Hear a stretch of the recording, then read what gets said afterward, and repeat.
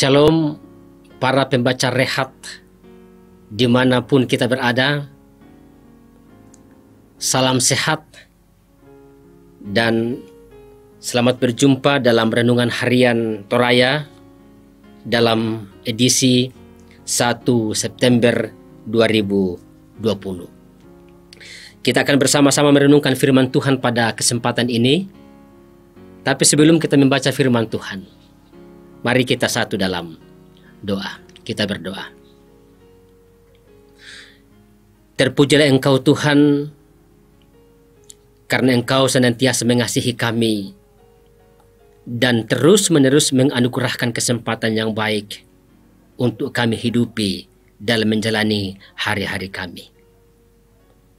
Untuk kesempatan ini ya Tuhan, kami mau membaca dan akan merenungkan firman-Mu. Kuasailah kami dengan Roh Kudus-Mu, agar kami dimampukan untuk memahami, mengerti apa makna firman-Mu yang akan kami baca pada saat ini. Bersabdalah kepada kami ya Bapa di surga. Dalam nama Tuhan kami Yesus Kristus, kami berdoa kepada Bapa dalam surga. Amin. Saudara-saudara kekasih dalam Tuhan, kita akan membaca firman Tuhan pada kesempatan ini dari Wahyu pasal 3 ayat 7 sampai ayatnya yang ke-13. Demikian firman Tuhan. Kepada jemaat di Philadelphia. Dan tuliskanlah kepada malaikat jemaat di Philadelphia. Inilah firman dari yang kudus, yang benar, yang memegang kunci Daud. Apabila ia membuka, tidak ada yang dapat menutup. Apabila ia menutup, tidak ada yang dapat membuka. Aku tahu segala pekerjaanmu.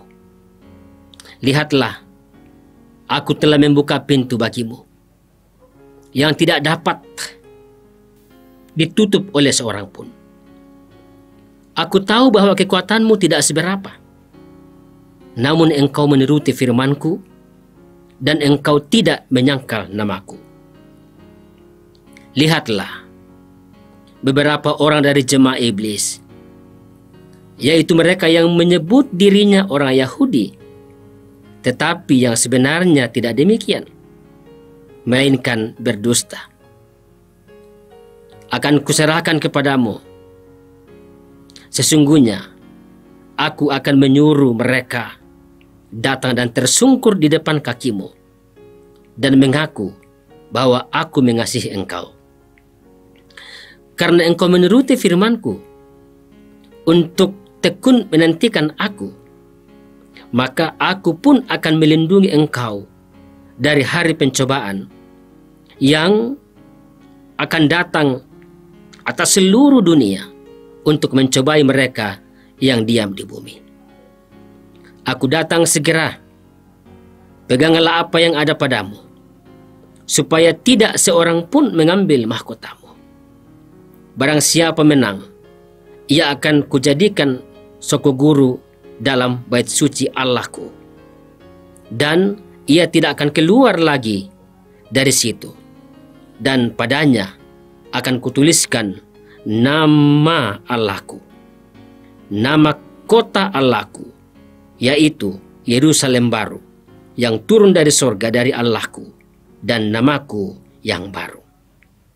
Siapa bertelinga, hendaklah ia mendengarkan apa yang dikatakan Roh kepada jemaat-jemaat. Demikianlah firman Tuhan yang boleh kita baca. Berbahagialah kita yang mendengarkan firman Tuhan dengan baik dan melakukannya dalam sepanjang kehidupannya. Dari pembacaan kita pada kesempatan ini diberikan penekanan dengan tema tekun dalam penantian. Dalam bahasa Toraja dikatakan makaritutu matayan. Dalam bahasa Inggris dalam rehat kita kali ini dikatakan strength in waiting. Saudara-saudara yang kekasih dalam Tuhan kita Yesus Kristus, tidak sedikit orang yang akhirnya marah, bahkan berujung pada kekecewaan karena dirinya tidak mendapat kabar dari orang yang dirindukannya. Hal itu bisa saja terjadi karena dia tidak tahu kondisi yang dialami oleh orang yang dirindukannya. Makanya kadang marah karena tak ada kabar. Lalu bagaimana dengan mereka yang setia dalam penantian?